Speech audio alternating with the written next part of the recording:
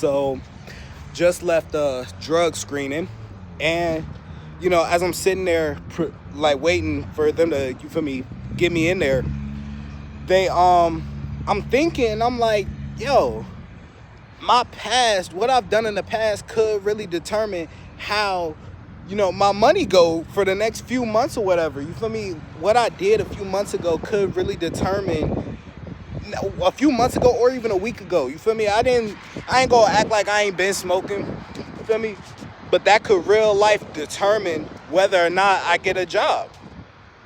And it really clicked to me. It was like, don't let your, I guess it was dropped in my spirit or something. It was like, don't let your past circumstances or your current circumstances even determine what could be possible for you in the future.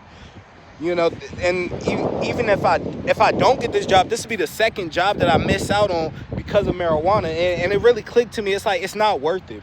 It's really not worth it. Now, I'm speaking from a place as if though I already know I'm not gonna get the job, but you never know. For me, they didn't say whether or not they was testing for marijuana, but it's pretty safe to assume they were. Nevertheless, though, it's like, you feel me? Why should I let this plant determine my way of life? Why should I let one thing determine my whole path in life?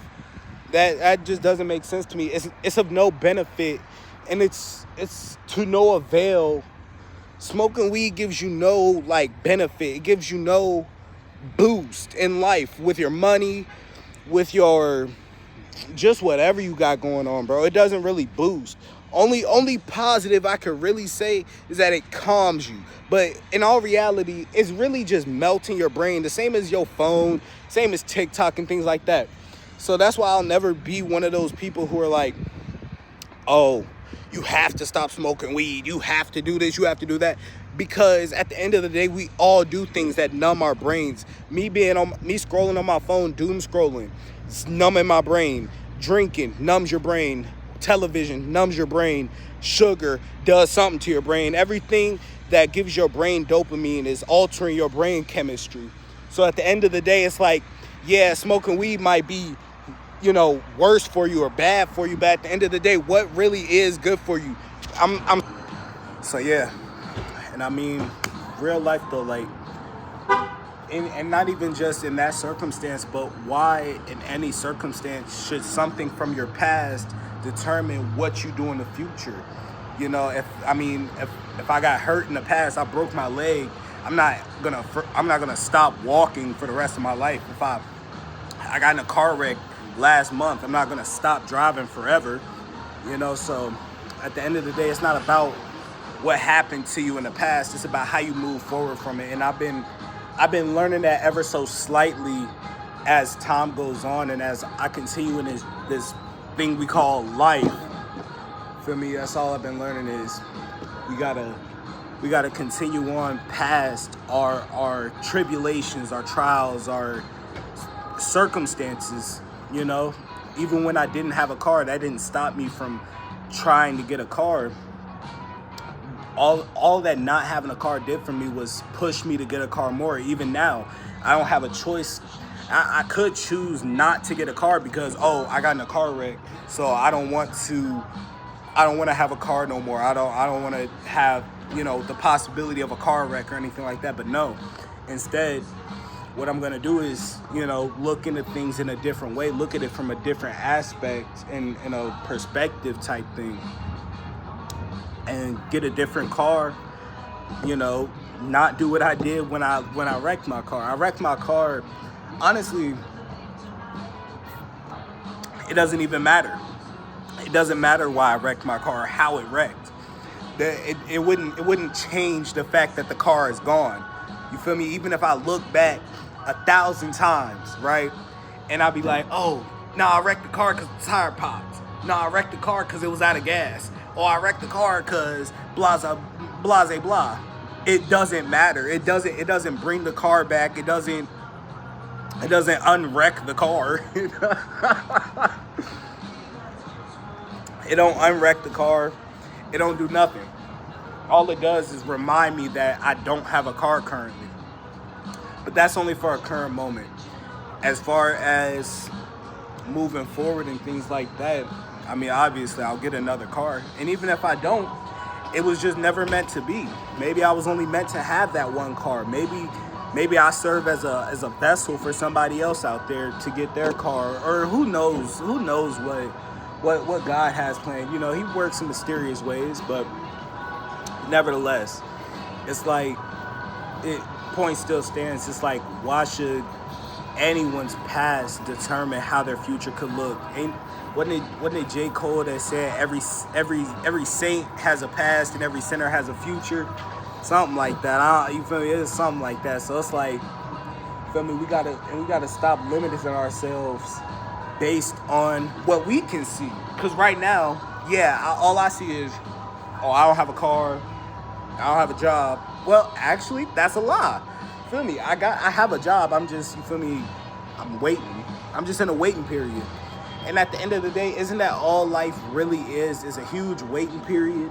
You're always waiting on something in life. You waiting on, whether you're waiting on, you feel me, your paycheck at the end of the week. You're waiting on your gas to fill up in your car. You're waiting on your phone to charge. You might be waiting on whatever. You might be waiting on your package to arrive. You're always waiting on something. So in all reality, that's really what life is. It's just a big waiting period for whatever. You feel me? You're waiting for your birthday to come around. You're waiting on whatever. You feel me? It's all just a matter of time and perspective and patience. And as long as you stay patient, stay dedicated, everything in this world is yours. So currently, I'm downtown, and hey, bro, you feel me? What? Hold on. Maserati. This got to be a Maserati. I just saw a car. Don't let a car become your heart. Don't let anything on earth become your heart. Even though, if these things are nice,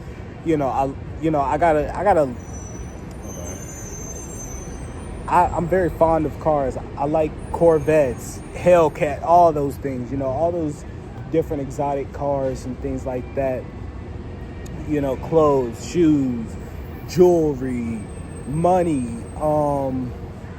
anything, possessions. Jesus says that life does not consist of an abundance of possessions, and that's not to say that he just wants you to not have anything in your life and just, don't enjoy anything. No, that's not what he's saying. But you're necessary.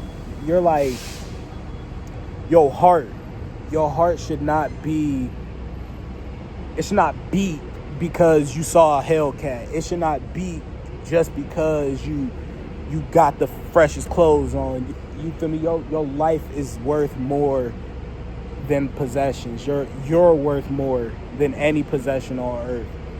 And I'm pretty sure that anybody in your life will tell you that. And if not, I'm gonna tell you that. I'm gonna be the one to tell you you're worth more than anything on this earth. I promise you. Your life is worth more than any dollar, any car, any shoe. Even, I wouldn't say it's worth more than another person, but you shouldn't value yourself less because of another person. Let's say that. The Bible does say, though, to consider others above ourselves. Don't consider yourself above anybody, but also it's a lot to it. But you can pretty much sum it up and love others as you love yourself. You can't possibly love somebody else if you don't love yourself. And so that's like the main thing. That's the main thing for my camera failed.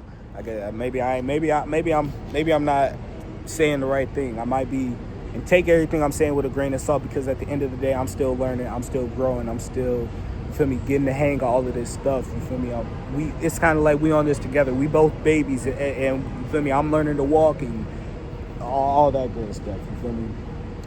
So yeah, man. And I mean, just now, I'm gonna tell y'all what just happened a couple minutes ago. Somebody just, it is a Maserati. The car I saw was a Maserati.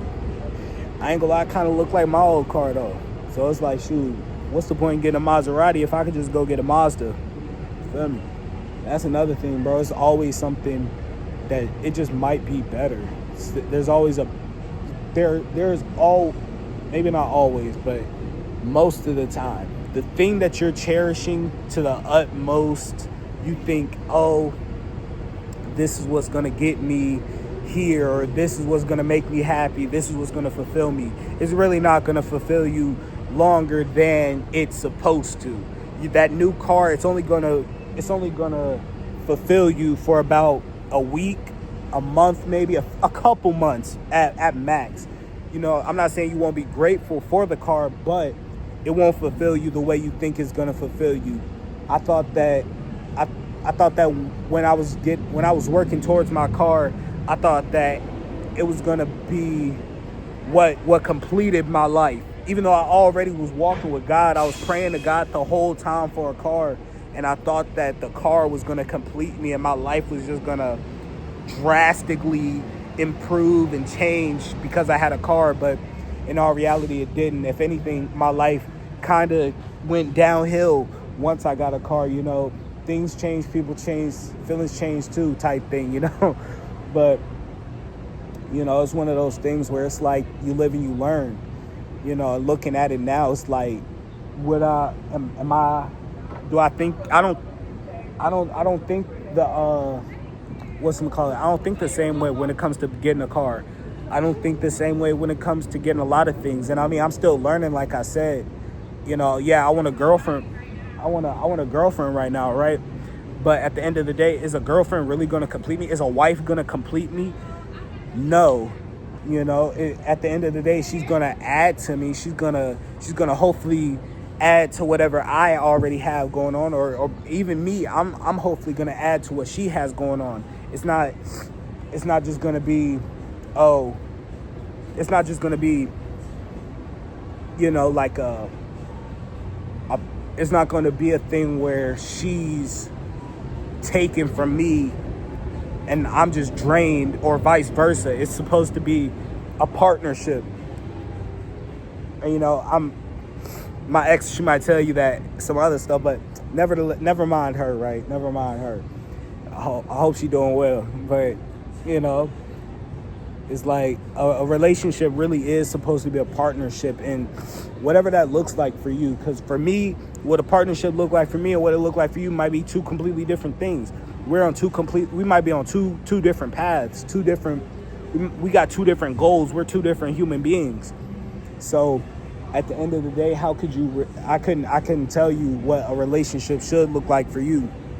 What I can tell you though, is that, you feel me, I can tell you to look at the Bible, and that'll establish what a relationship should look like for you. That should establish what a relationship will look like for you.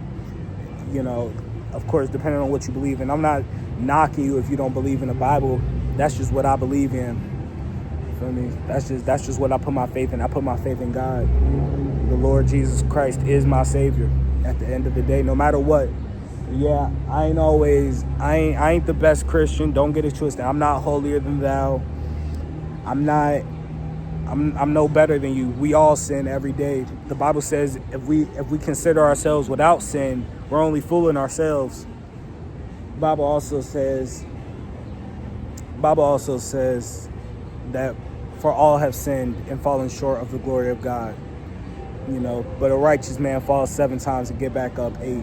And I don't want to seem like I'm quoting these scriptures and things like that I don't want to quote these scriptures just to quote them to you. I'm saying these scriptures because they actually mean something to me. It's almost a gift from me to you. That consider it that. Consider these videos. Consider my yapping. Consider it a gift, or don't consider it a curse. Don't watch it. You know, it's whatever you do. Choose you. You know, that's another thing when it comes to relationships. Even how could you possibly be good in a relationship when all you've done outside of a relationship is choose other people, or choose like outside sources? You've chosen porn and having sex and even drugs, not even just in a sexual manner, but I've chosen drugs, I've chosen other things to keep me happy besides God and myself? You know, how could I possibly be a man and teach a lady, teach a woman whatever I'm supposed to teach her, guide her in the way I'm supposed to guide her, if outside of a relationship I'm not choosing the things that would make me into the man that I'm supposed to be, right?